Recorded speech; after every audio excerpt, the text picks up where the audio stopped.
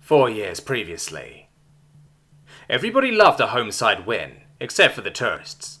Amir didn't feel like a tourist, but Pakistani people supported the Pakistani cricket team, even if, like him, they had been born in Birmingham, had never left England, spoke English more fluently than their supposed native language, with an accent that was as British as tea in wet weather.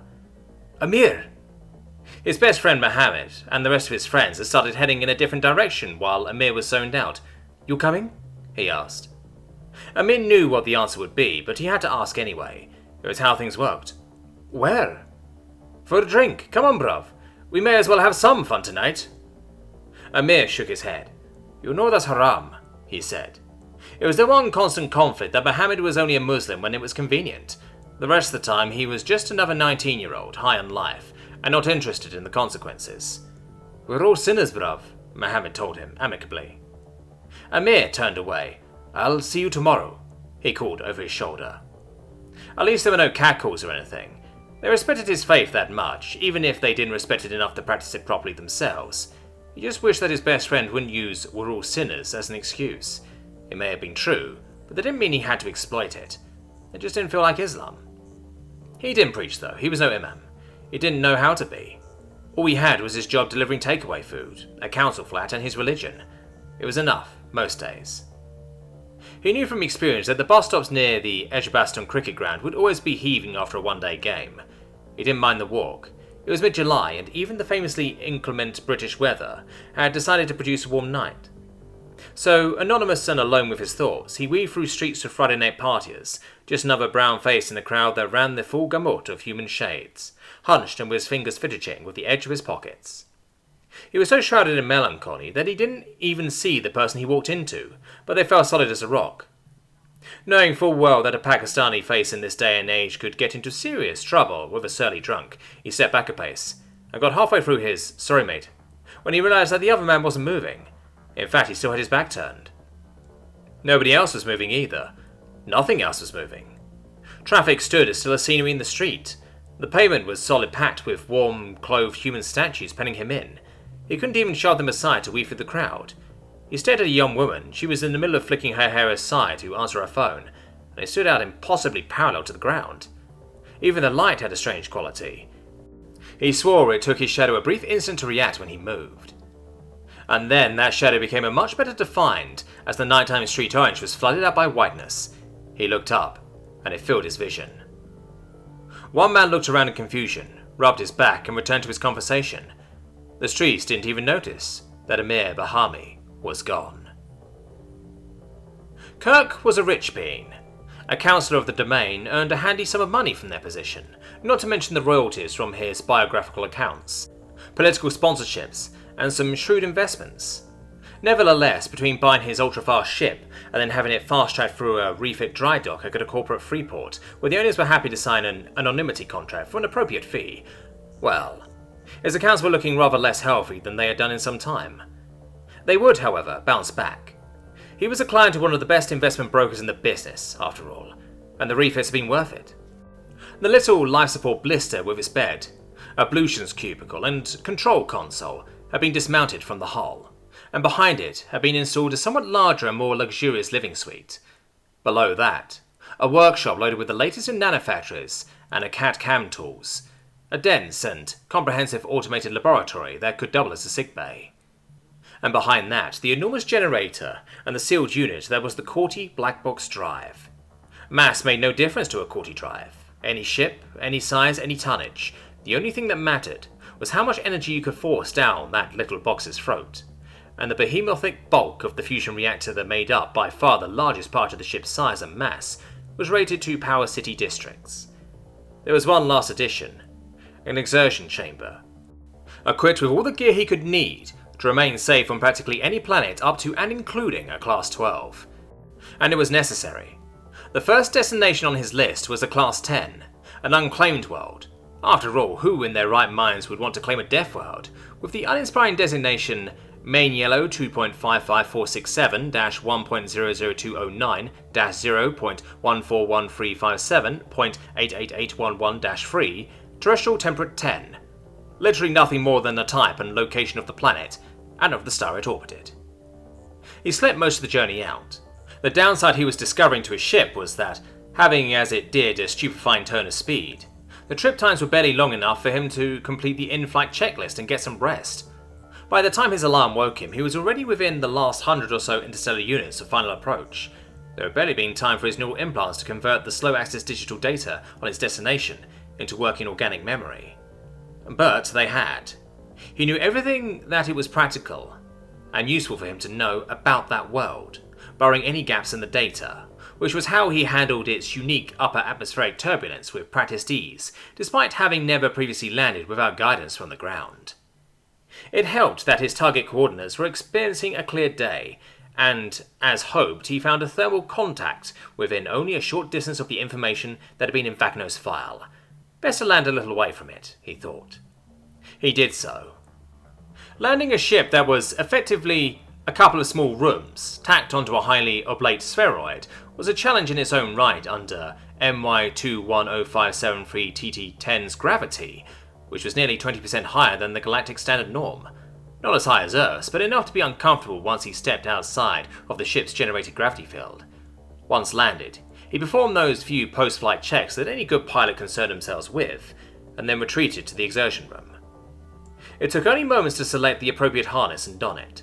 The device had its own onboard gravity generator that would mitigate the local field, and the rest was a bio-infiltration force field that should keep anything nasty from coming into contact with him. Time to meet the first human he had seen in the flesh for 3 years. Amir had expected a ramp.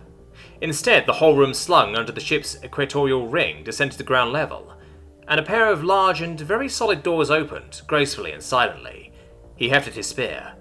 If it was another of those grey-skinned devils, he wouldn't know what hit it. Instead, what stepped out and blinked in the sunlight was a 6-legged being fully twice his height, upright atop a complicated pelvis. He raised both his pairs of hands in a gesture of peace and surrender, and, with exaggerated care, produced a piece of technology which is set on the ground. The alien clicked at it, producing a sound not dissimilar to a strip of cardboard and a spiked spokes. This was apparently some kind of a language, because once it had finished clicking, the little device on the ground spoke in flawless, though unaccented, English. "Please, I couldn't harm you even if I wanted to. You don't need the spear, Mr. Bahmani." Amir practically fell over.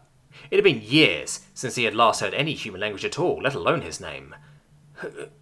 The words wouldn't come at first. He could barely remember speaking aloud other than to recite the Adhan, to call himself to Salat 5 times a day, and the Rakat. He had not spoken anything else in years, probably. They had been important. Only his faith had kept him going throughout those years. He didn't have the first idea which way Mecca was, and so had simply settled for facing towards this planet's east. He cleared his throat and tried again. "You know English?" This generated a chattering sound from the being's lower abdomen, which he decided was probably laughter, followed by another barrage of clicking and crackling noises. "I couldn't begin to pronounce English, I'm afraid, but my translator here can. You are Amir Bahmani, though, yes?" Yes. How do you know?" The being made a gesture that he couldn't identify. Its body language was unreadable. "I paid good money to get my hands on a copy of your abductor's records," it told him. "My name is..." An unintelligible sound like plastic beads in a blender. "But other humans have nicknamed me Kirk." "Kirk? Like Star Trek?" "That's the joke, I think, yes. There is also a fair approximation of the first syllable of my name." "My abductors? You're not with them, are you?" Kirk hefted his spear again, and Kirk retreated a step or two, holding up 4 placating hands. No, I draw the line at abduction, vivisection, and experimentation upon sentient beings. No! I'm here to offer you the chance to leave if you wish." "You'll take me home?" Hope swelled in Amir for the first time in a long while. Earth. People. He mentally corrected himself with that one. Human people. "If only I could," Kirk told him. "But Earth is, well, the focus of much attention right now." He looked around at Amir's camp. "Actually, I'll just be blunt about it. The rest of the galaxy found out about your species and collectively shit themselves in fear.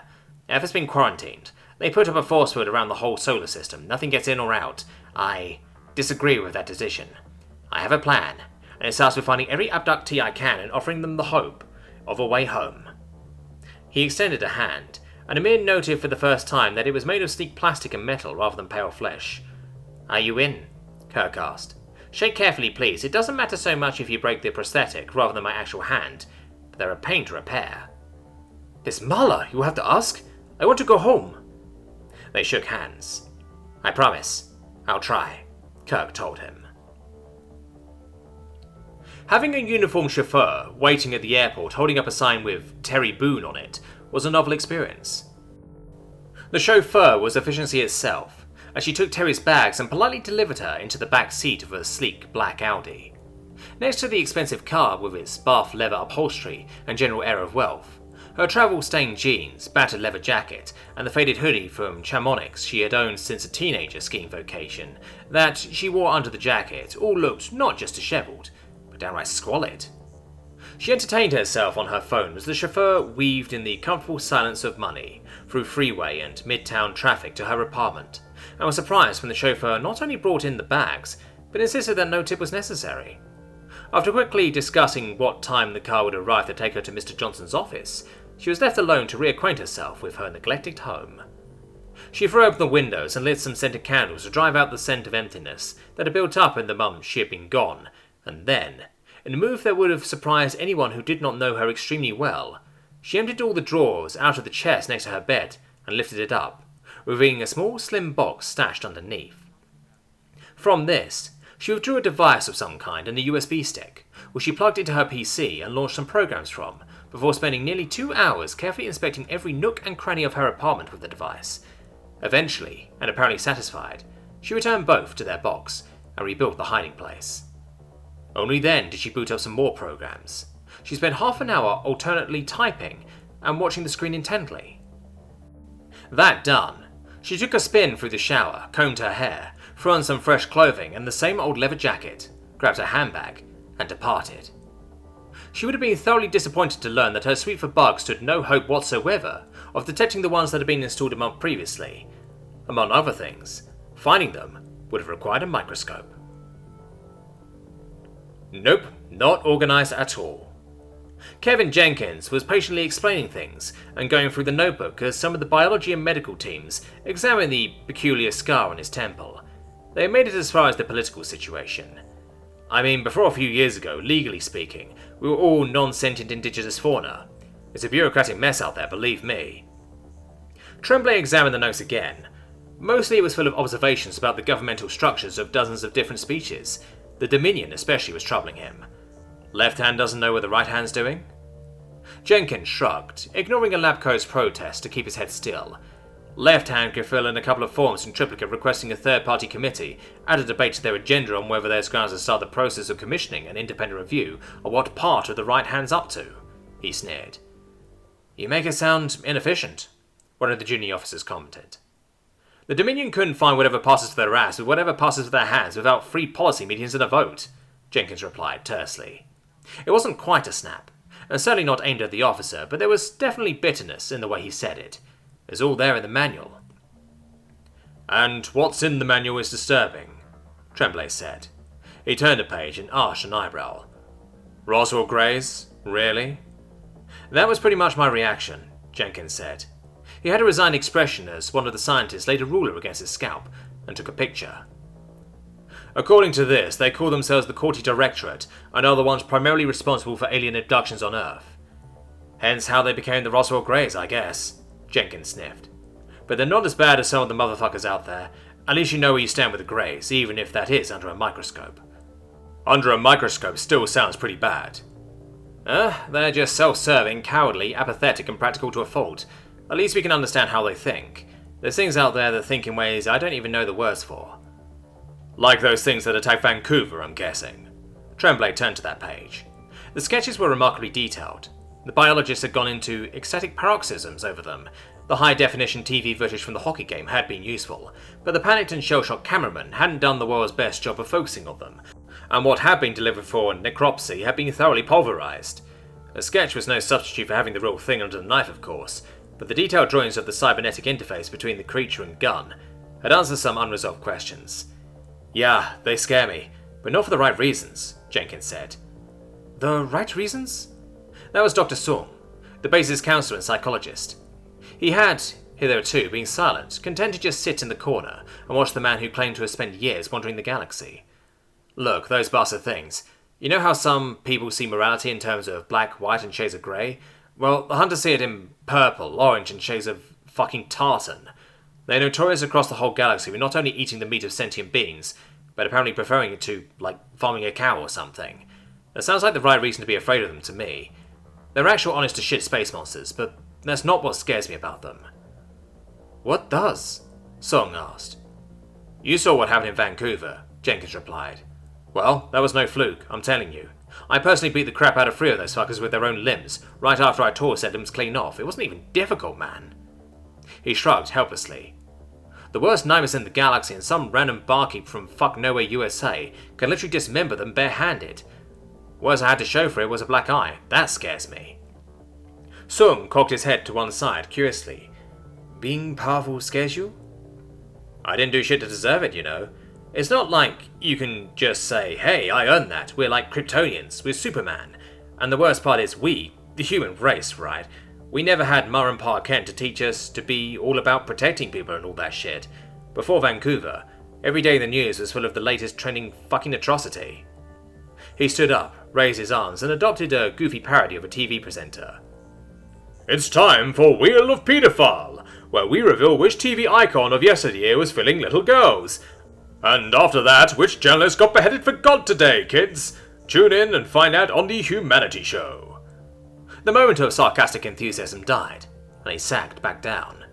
Hell, it'd still be full of that shit right now if we didn't have bigger things in our minds. And pretty soon we're going to go back to being fucked up to each other when it turns out that whatever we do, we're still, probably years from even heading out to the barrier and knocking. He sighed. That's why the Hunters scare me, because despite that, they scare the shit out of everything else. The Hunters never got a reaction like this, which means that somebody up there thinks we're worse than the Hunters, and I'm scared they might just turn out to be right. You don't think very highly of people, do you? Tremblay commented. You're damn right, Jenkins exclaimed. But, individuals can be kind of cool, so we've got that going for us, he sniffed. Which is nice.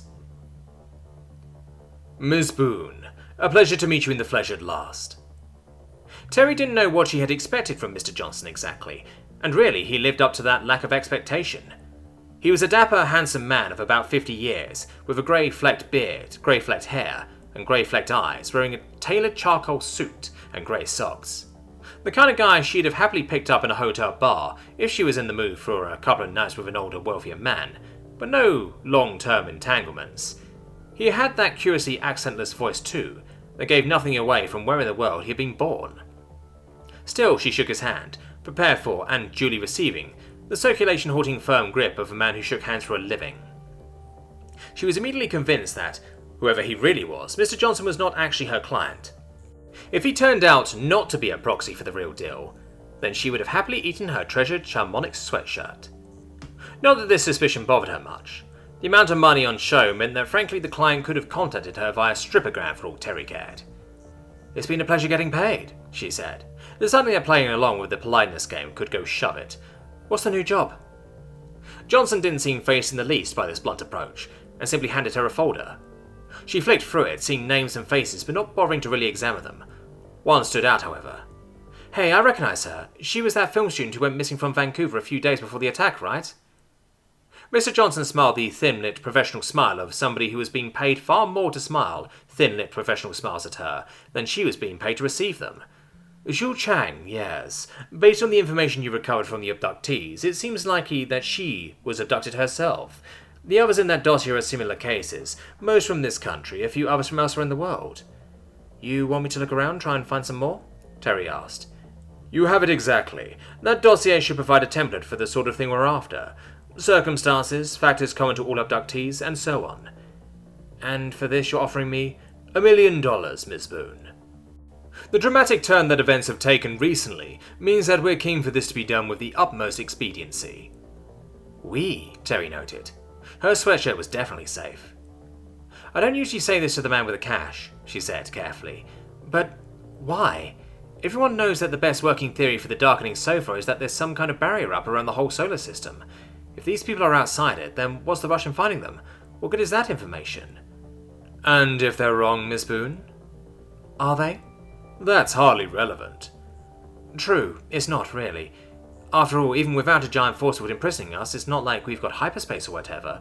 So while I'm grateful for clients who pay so well, I do wonder why you want to spend so much on getting this done with expediency. And you will continue to do so, I fear. You understand the assignment? Terry sighed. Chase up on missing persons cases that match the profile of these apparent abductions. Report them back to you as I find them, for which I will receive $1 million, she said. Precisely. It is always a pleasure to do business with a professional, Miss Boone. Sure, Terry replied. A pleasure. Johnson waited a minute or so after she was gone and then stood, unlocked the side door to his office, and stepped through. There was a coffin-sized metal and glass object along one wall of that room, and the being within, small, naked, grey-skinned, large-eyed and bulbous-headed, stared out at him lazily from where it floated in the gel bath inside. She agreed, he said. Good. She is just the right mix of clever and mercenary, an excellent find. Thank you, sir. She does, however, raise a very good point. Exactly what good will this information do us? The more we know about who's out there, the more I can assist the being who's tracking them down. I didn't come here to live out the rest of my life on the pre-warp death trap of a planet, Johnson. I want to go home. The courtie approximated a grim smile. I want that barrier down. Maria Nazwisco didn't know what to make of anything.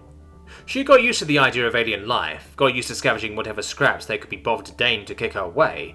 Her ribs and bones were visible everywhere, her gums bled constantly, and the sores just wouldn't heal. And then just like that, the attitude had changed. One minute she was ignored by aloof creatures who barely deigned to acknowledge her at all.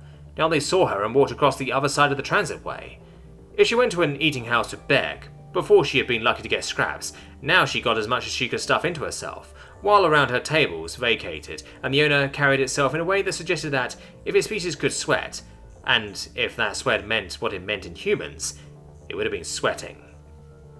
She hadn't had enough time to figure out why when she heard the first recognizable word to fall on her ears in months. Maria? It was an alien, one of the tall white ones with too many legs, though those were usually friendly. Behind it, stood a human.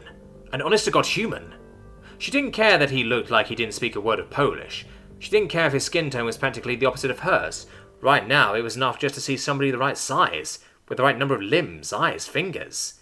Weeping, she slammed into him at a dead run and hugged tight, oblivious to the way nearby beings stepped back in alarm at the solid sound their compact little bodies made. He made awkward, comforting noises and rubbed her back. I think this one might be a bit fragile, Kirk. She'll get better. She's going home. Extraordinary guy, Dr. Song commented, once Jenkins had agreed to go under a fMRI scanner, and departed with the medical technicians and biologists. Tremblay made a strained noise. Seems like a bad case of PTSD to me, not that I'm an expert. Sung had the trademark dry humour of psychologists everywhere. Well, speaking as an expert, I agree with that diagnosis, he said, but he's coping well, and he actually makes a valid point. Don't tell me he's turned you into a misanthrope too. Confidently, I think he's the opposite of a misanthrope. The impression I got is that he's the kind of man who's a bit too driven by his compassion. But step back and think about it for a second. Personally, I believe his account, which means that he's more or less the only man on Earth to have the chance of really getting to know what it's like out there. Apparently only a handful of the rest ever got that translation implant, and none of them were out there for as long. Tremblay leaned against a table and folded his arms. Meaning? Meaning he knows how E.T. thinks. He's got a bit more of an outsider's perspective than the rest of us. Maybe the reason he's so bitter on the species is because he can see what they see in us. He smiled uncomfortably. It's notoriously difficult for people to acknowledge stuff like that. True. Self-deception's a powerful thing, Tremblay said, helping himself to a mug of the coffee that had been percolating in the corner of the lab since they had arrived. Sung flipped through the document the pilgrimage had assembled. Which means by extension that self-awareness is a powerful thing too, he said. The whole world has been going over the question of why an alien civilization would bottle us up, and really the answer's so obvious when you look at it from Jenkins' perspective. We've been quarantined, and the only reason to quarantine something is because it's dangerous. Tremblay sipped his coffee and poked around the lab, pausing at a sample of alien bone that was attached to a detailed report on its composition, strength, density, and toughness, all depressingly inferior to the human norm, to judge by a summary of percentages that ran down one side of the page. I suppose it's hard to argue with that, he mused. Hand me that notepad a second, would you? Sung did so, and availed himself of the coffee as well, while the general flipped through the contents of the abductee handbook, logged onto the lab's computer, and watched the footage from Rogers Arena, referring back to the notepad several times. "Something's up, sir?" he asked. "Just looking at things from a military perspective." Tremblay picked up a pen and tapped the screen with the reverse end. "See here, the way they exit those pods." "What about it?" "It's not aggressive enough," Tremblay said. When Song raised an eyebrow and gestured a need for more information, he stood up and put down his coffee. "Okay, so when a soldier enters a hostile area full of known threats, they move like this." Mimicking holding a gun, he barged forward, pretend weapon tucked tight into his shoulder, and pointed almost along his sideline, weight forward, posture loose but coiled, ready to spring in any direction as danger demanded. Song blinked and the general was halfway through dropping some visual targets with a volley of precise shots. The burst of simulated violence lasted no more than a second or two, before he relaxed again. "Bear in mind that I've not done that for real in about 10 years, and I'm 51 years old. I've slowed down a lot, but you get the idea. Aggression. You throw yourself into the fight economically and efficiently. Little movements, big effect. Make the best possible use of the moment of surprise," Tremblay told him. "Now the aliens move like this." Despite being deficient on 2 pairs of legs, Tremblay's imitation of the beast on the screen was uncanny. This time the posture was upright and proud. The invisible gun held awkwardly level with his solar plexus and out away from his body. His progress across the room was notably slower, more like arrogant strutting than a hostile rush, and his weapon was much slower to aim. Everything looked more sluggish, less precise, less deadly, compared to the steady and focused violence that had preceded it. "I follow," Sung nodded. "Yup. But then we get to here." Tremblay clipped forward in the footage to the point where one of the players swept in and smashed one of the aliens to the ice with his hockey stick. Obviously panicked though they were, as the remaining hunters drew together in a defensive circle, their posture changed as well, into a stance much more like the one the general had first demonstrated. Compact, focused, precise. That did them no good, of course, but it shows that they at least know how to do things properly, so the question is, why weren't they moving like that in the first place? "You have a theory there?" Sung asked him. "I do, and it's the one that bears out Jenkins' account of these things being the boogeymen of interstellar space. They practically swaggered out of those pods as if it didn't matter if they did things the right way or not, like they seriously believed they were invulnerable." Tremblay picked up his coffee again. "They got cocky." "Does that scare you?" Tremblay shrugged, shaking his head very slightly with a wide-eyed expression. "I don't know what to feel, yet. I've not had first-hand experience or years to get my head around the idea. It just doesn't seem real, somehow." They sat in silence for a while, Sung sensing that the general was in the mood for a little peace and quiet, and content to give it to him. Eventually, both their meandering trains of thought were brought back to the here and now when Jenkins returned with the scientists. "Well, you'll be pleased to know the fMRI corroborated my account," Jenkins said. Tremblay accepted the summary and afforded it a quick reading. "Fine, I think I'm convinced," he said. "But interesting as all of this is, the information's a bit academic, isn't it?" "Yup," Jenkins agreed. "But I wanted to make sure you'd got your heads around a few things before I dropped the real surprise on you." "Which is?" Jenkins grinned and retrieved the battered hiking pack he'd been carrying when he first arrived at the base. Buried at the bottom, under his spare shirts and underwear, was a padded manila envelope, which he presented to the general. Tremblay opened it and tipped its contents out onto his hand. A small, featureless silver box, about the size of a hard drive. The only feature of note on its surface was what appeared to be a power socket on one end, though not of a make that Tremblay recognised. They all leaned closer, jaws dropping. Sung broke the silence, though only barely. "Is this?" Jenkins' grin would have put the Cheshire Cat to shame. "Alien, yep. I managed to get my hands on it while working in a ship's salvage yard on Freeport 52. Smuggled it back to Earth when the observation team finally agreed to strip out my implants and bring me home." "What is it?" The spacefarer's smile broadened even further. "This, gentlemen, is an FTO engine."